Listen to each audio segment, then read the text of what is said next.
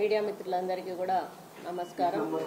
మీకు తెలుసు ఫస్ట్ తారీఖు నుంచి కూడా విజయోత్సవ కార్యక్రమాలు అంటే ప్రజాపాలన మీద 1 year అయిన సందర్భంగా కార్యక్రమాలు చేస్తూ ఉన్నాము. మరి ప్రతిపక్షాలు మేము అధికారంలోకి వచ్చిన మొదటి రోజు నుంచి కూడా ప్రభుత్వం చేస్తున్న కార్యక్రమాలను మరి చూసి తట్టుకోలేక అనవసరపు విమర్శలు చేసి అబద్ధాలు ప్రజలకు మరి అబద్ధాలు చెప్తూ అధికార పార్టీ చేస్తున్న వాటిని తప్పుదోవ పట్టించే కార్యక్రమం చేయడమే తప్పితే ఒక ప్రధాన ప్రతిపక్షంగా ఎప్పుడు కూడా ఇప్పటివరకు ప్రవర్తించలేదు.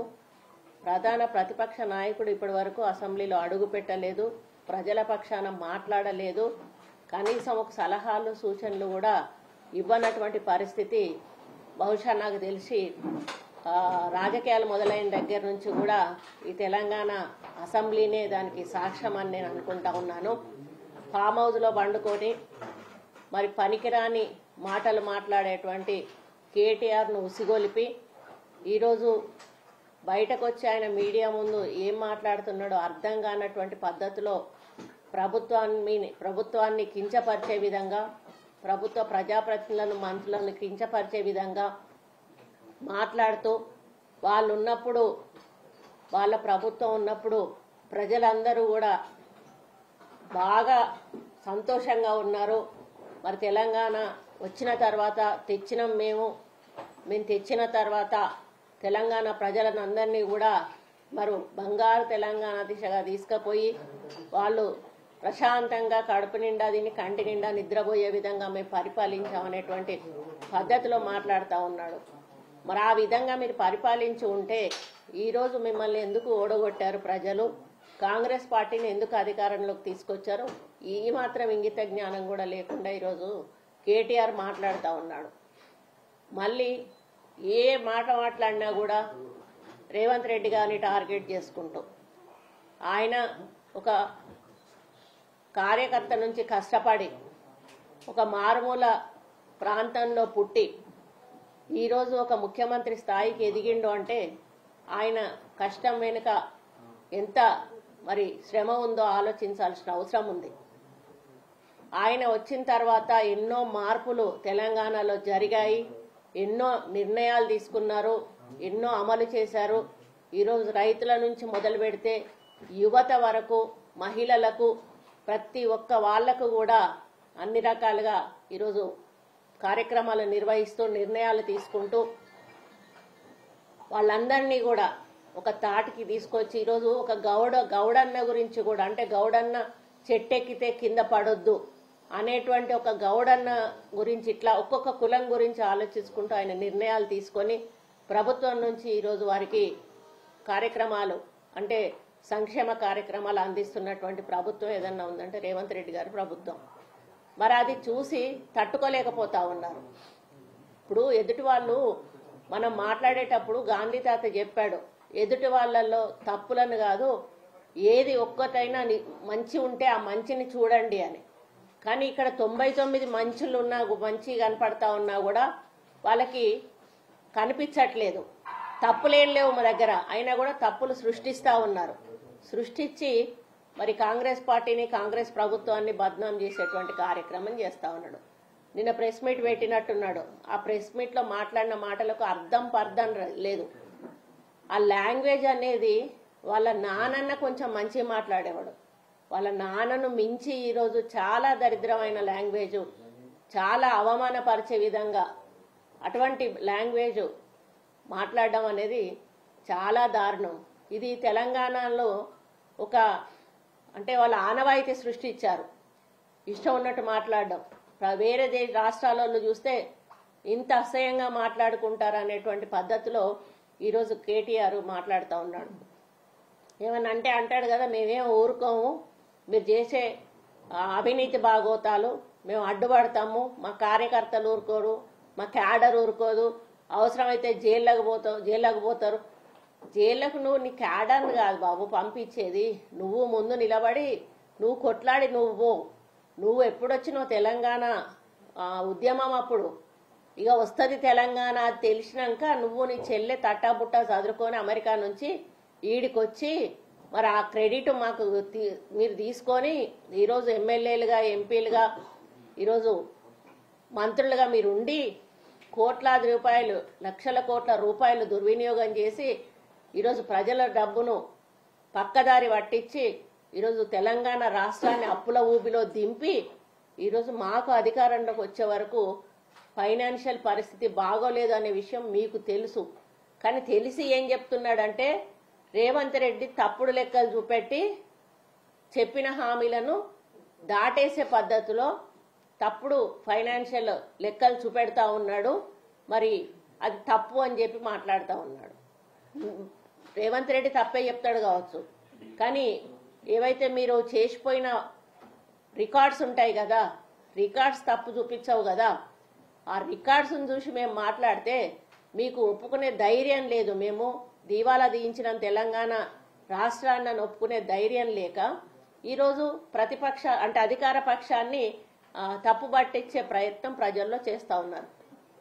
నేను ఒకటే చెప్తా ఉన్నా కేటీఆర్, ఆ రోజు ఎలక్షన్ల ముందు ప్రజలు సోషల్ మీడియా ద్వారానే మీ యొక్క అవినీతి భాగోతాన్ని తెలుసుకున్నారు. మొదటిసారి నమ్మారు, రెండోసారి అధికారం ఇచ్చారు, రెండోసారి మీ అవినీతి వాళ్లకు అర్థమైపోయింది. కాళేశ్వరం ప్రాజెక్టు తోటి మీరు దోచుకున్న డబ్బుల గురించి తెలిసింది.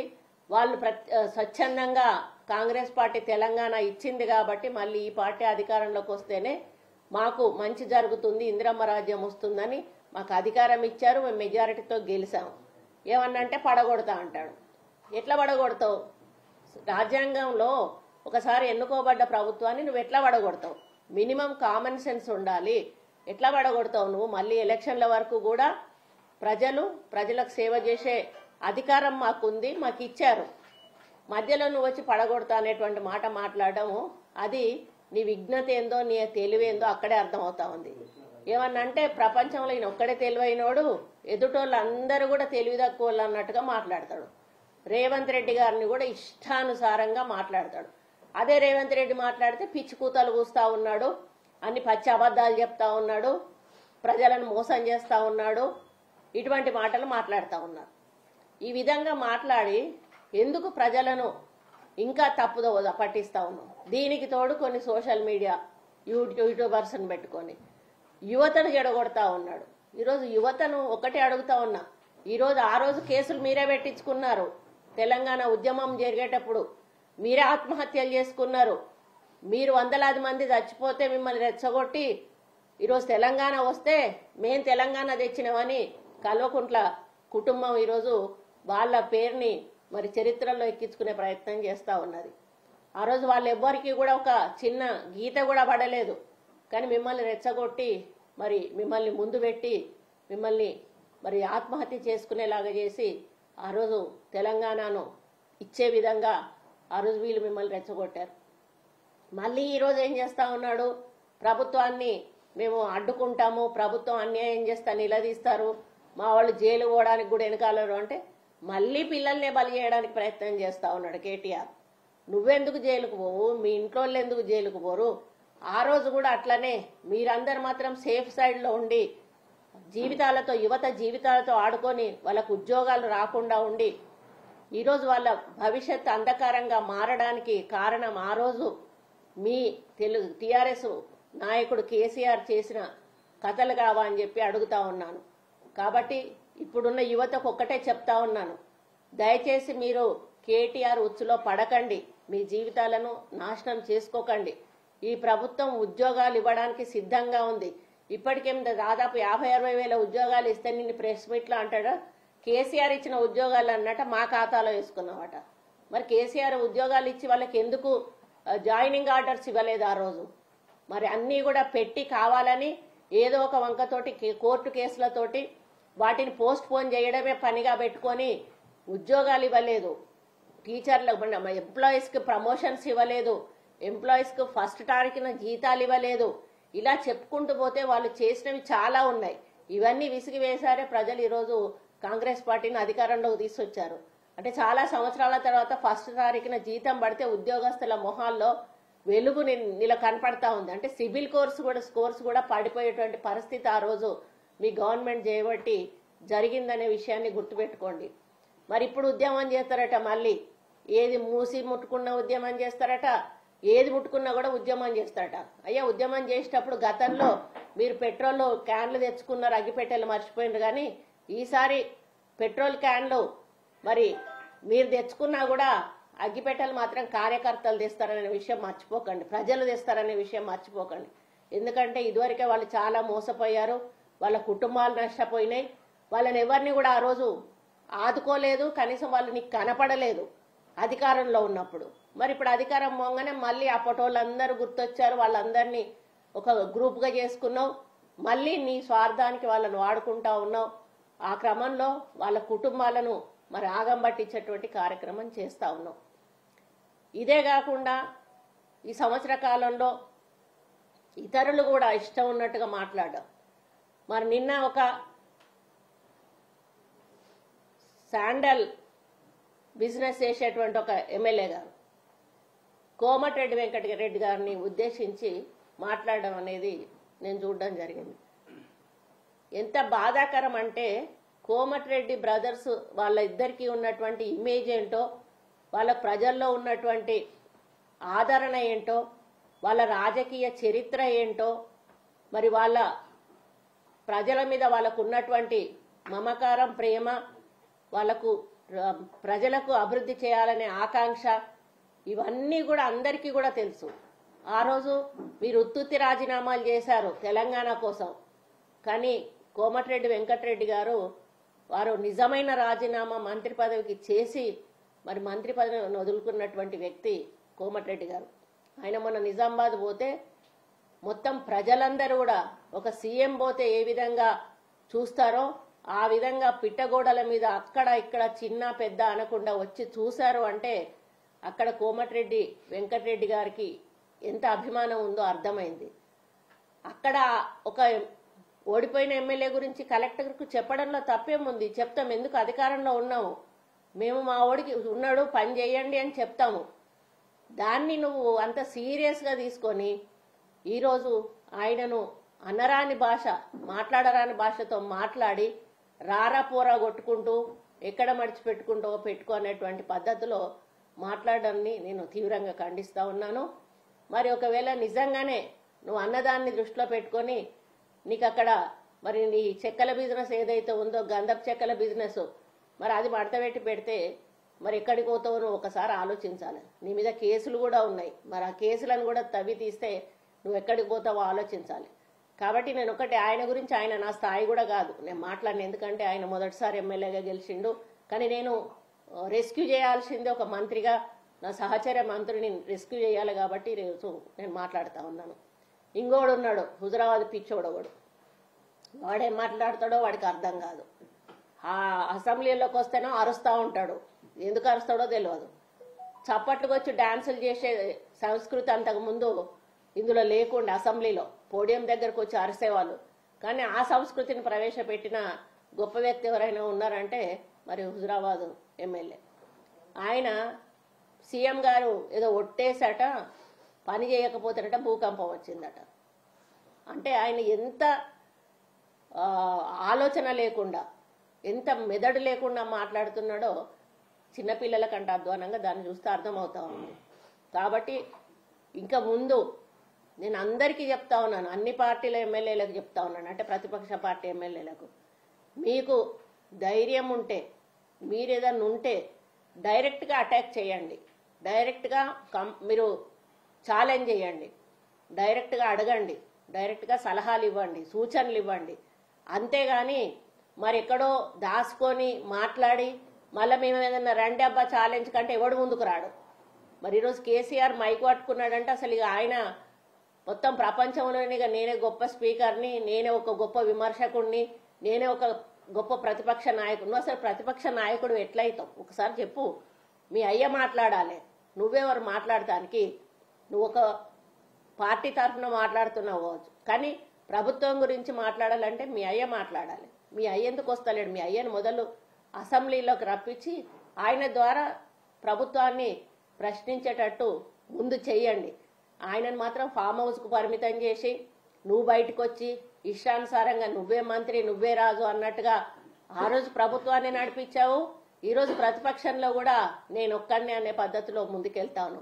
నీతో పాటు మరి పనిచేసినటువంటి నాయకులు లేరా, పోరాటంలో పాల్గొన్న వాళ్ళు నీకంటే సీనియర్లు లేరా, వాళ్ళందరినీ కూడా పక్కన పెట్టేసి ఈరోజు నువ్వే గొప్ప మనిషిలాగా మాట్లాడడం అనేది చాలా దారుణం.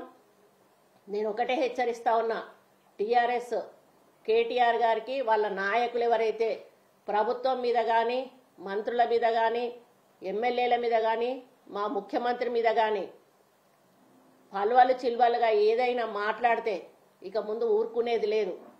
ప్రతి ఒక్కరికి కూడా మేము సమాధానం చెప్తాం. వాళ్ళు తప్పులు చేస్తే బయట పెడతాం, అవసరమైతే తప్పు ఆధారాలు దొరికితే చట్టపరంగా చర్యలు తీసుకుంటాం.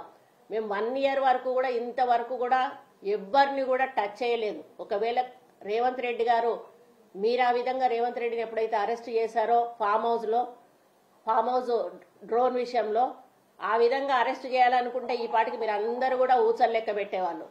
కానీ మేము అట్లా చేసే మనస్తత్వం కాంగ్రెస్ పార్టీది కాదు.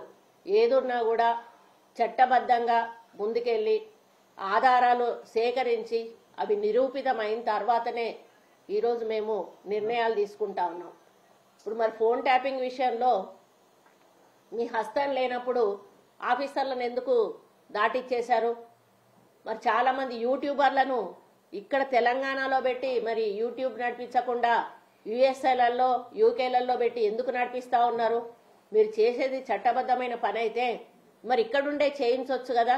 అంటే మీకు తెలుసు మీరు చేసేదంతా కూడా చట్టబద్ధం కాదు, ఇది తప్పు అని తెలిసి కూడా ఆ పిల్లల్ని తప్పుదోవల నడిపించేసి వాళ్ళ కుటుంబాలను ఈరోజు ఇబ్బంది పెడుతున్నటువంటి సందర్భం నేను తెలియజేస్తా ఉన్నాను.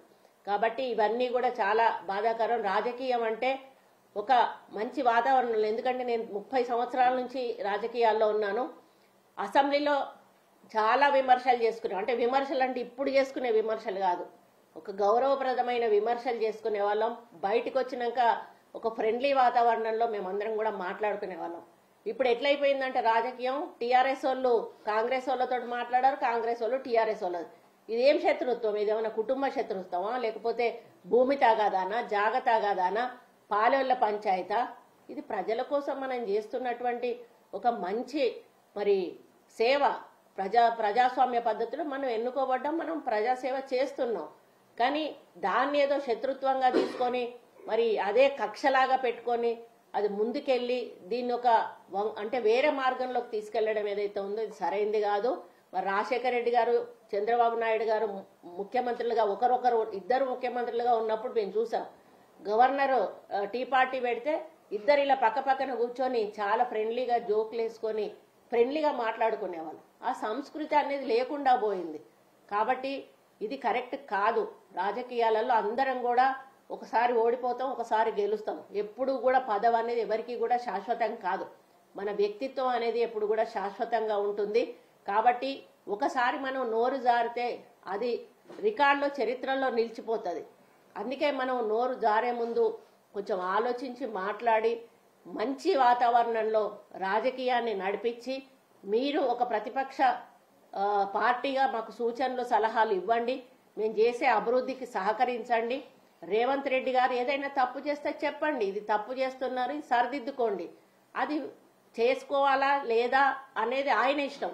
ఒకవేళ తప్పైతే ఆయన మరి సరిదిద్దుకునే అవకాశం ఉంటే చేసుకుంటారు. ఒకవేళ తప్పు కానప్పుడు కంటిన్యూ అవుతారు. మేధావులు ఉంటారు, విజ్ఞానవంతులు ఉంటారు, అడ్వైజర్లు ఉంటారు. ఒక ముఖ్యమంత్రి ఒక స్టెప్ వేసాడంటే ఒంటరిగా వేయడు ఒక స్టెప్, అన్ని అడ్వైజులు తీసుకున్న తర్వాతనే ఒక స్టెప్ ముందుకేస్తాడు. ఆయన ఒక స్టెప్ ముందుకు సొంతంగా వేసాడంటే ఆయన ఒక్కరి మీదే కాదు, అది ప్రభుత్వం మీద పడుతుంది, పార్టీ మీద పడుతుంది. కాబట్టి ఎవ్వరు కూడా కళ్ళు మూసుకొని మరి ముందడుగేయరు. అదొక్కటి ఆలోచించుకో కేటీఆర్. మరి మీరు కళ్ళు మూసుకొని ముందడుగు వేశారు కాబట్టి మీరు పోయి బొందల పడ్డారు. ఇప్పుడు నిన్న ప్రెస్ మీట్ లో అంటాడు, ఒక కల్వకుంట్ల ఒక ఫ్యామిలీ బాగుపడ్డది అంటే తెలంగాణ వచ్చిన తర్వాత అనుముల ఫ్యామిలీనే బాగుపడ్డది అని అంటా ఉన్నారు. అనుముల ఫ్యామిలీ బాగుపడటానికి పైసలు ఎక్కడున్నాయిరా బాబు? నువ్వు మొత్తం అప్పుల ఊపిలో పెట్టేసి ఈరోజు కోట్ల రూపాయలు అప్పులో పెట్టేసి కనీసం మేము వెల్ఫేర్ యాక్టివిటీస్ చేయడానికి డబ్బులు లేకపోతే అప్పులు తీసుకొచ్చి డబ్బులు ఇస్తుంటే ఈరోజు వాళ్ళు దోసుకొని తింటున్నారు అనేటువంటి మాట మాట్లాడుతున్నాడు. అది మీరు చేశారు కాబట్టి ఆ రోజు మీ యొక్క కల్వకుంట్ల ఫ్యామిలీ మీ కుటుంబ సభ్యులు బాగుపడ్డారు కాబట్టి మీరు అధికారంలో ఉన్నప్పుడు అదే ఆలోచనతోటి ఈరోజు రేవంత్ రెడ్డి గారి కుటుంబం బాగుపడుతుంది అనేటువంటి పద్ధతిలో మీరు మాట్లాడుతూ ఉన్నారు. కాబట్టి మరి మీరు చేసుకునేవన్నీ మాకు ఆపాదించి మమ్మల్ని బద్నాం చేసే ప్రయత్నం చేయకండి. ప్రజలు ఎవ్వరూ కూడా తెలివి తక్కువ వాళ్ళు కారు. ప్రజలు చాలా అవగాహనతోటి మంచి క్లారిటీతోటి ఉన్నారు.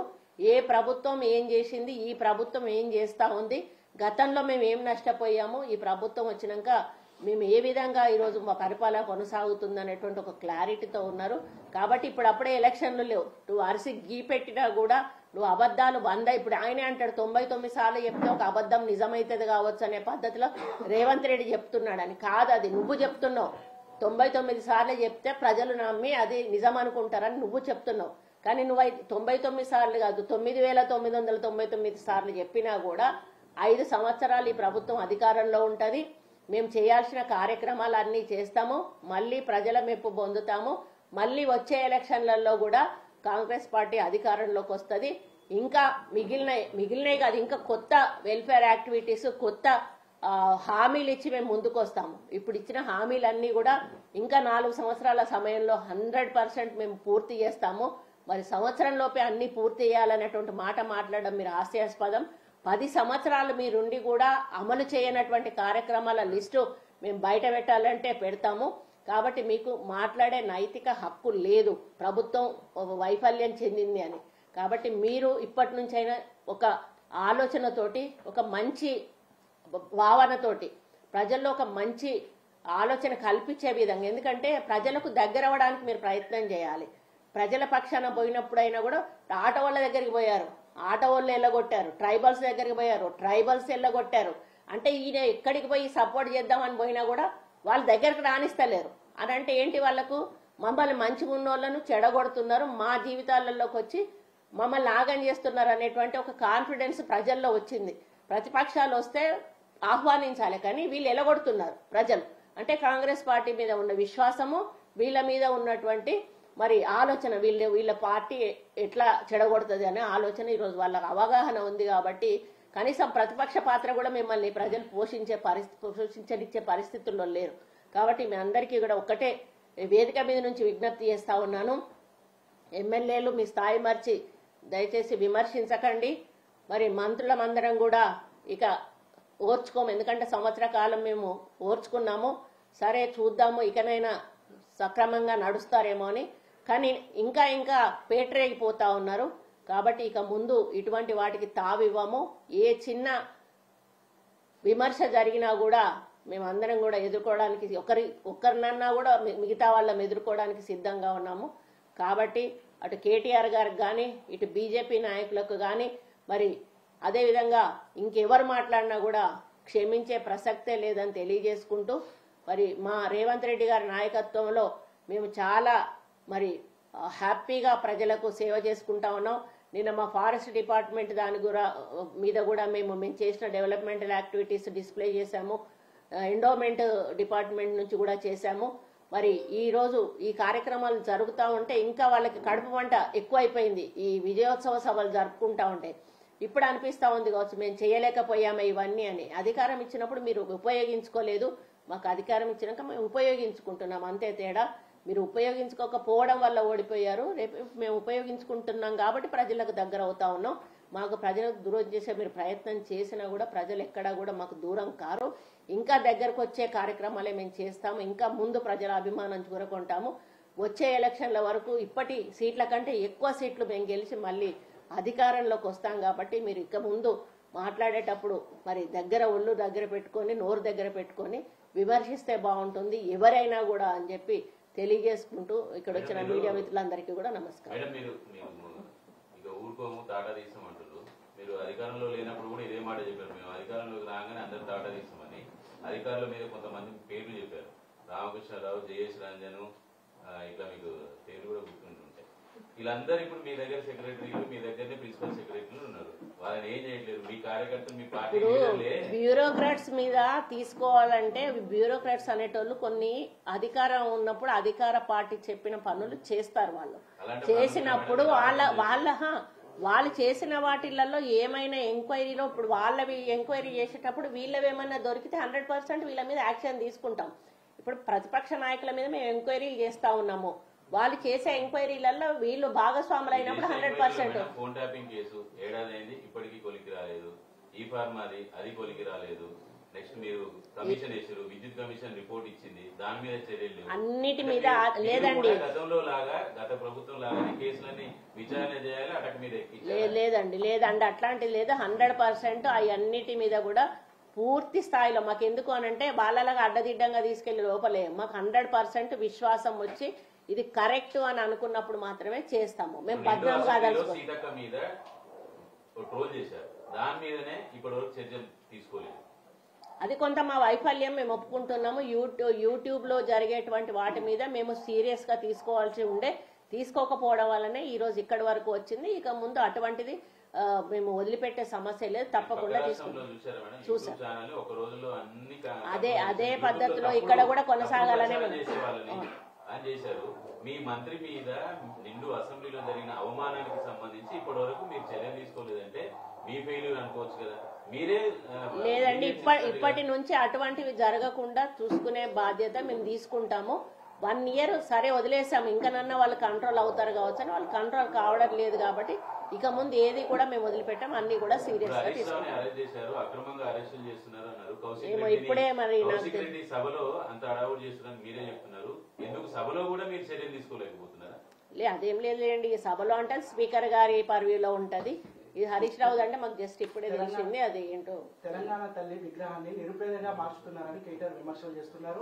అంటే వాళ్ళేమో దొరసాన్లాగా సృష్టించారు. ఆ రోజు తెలంగాణ తల్లి అంటే ఒక నిరుపేద అంటే బడుగు బలహీన వర్గాలందరికీ సబ్బండ వర్ణాలకు సంబంధించినటువంటి అది స్టాచ్యూ. అదొక ఆ స్టాచ్యూని ఎట్లా చేశారంటే ఒక కవితను ఏదైతే చూపించుకుంటూ కవిత ఫేస్ ఆకారంలో వడ్డానాలు, వంకీలు, నగలు, కిరీటాలు ఇవన్నీ పెట్టి ఒక దొరసాని లాగా సృష్టించారు. కాబట్టి మన తెలంగాణ ప్రజల వాళ్ళు ఎట్లా ఉంటారో దాన్ని రూపొందించే విధంగా దానికి ఎగ్జాంపుల్ గా ఉండే విధంగా ఈరోజు మేము తెలంగాణ తల్లి విగ్రహాన్ని రూపొందించబోతాం.